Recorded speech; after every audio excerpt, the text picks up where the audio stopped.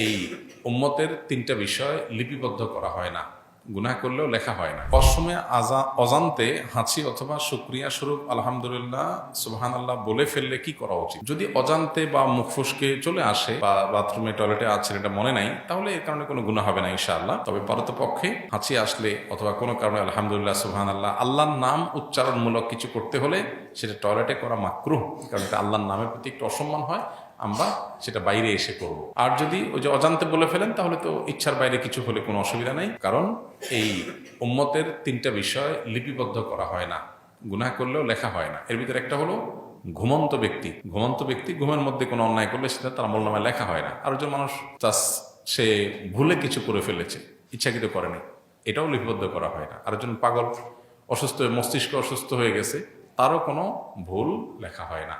ও আরেকজন হলো শিশু বালেগ হওয়ার আগ পর্যন্ত তার কোনো আমলনামা লেখা হয় না। অতএব সেই হিসাবে আপনার এই ভুলের কারণে ইনশাল্লাহ কোনো গুনাহ হবে না।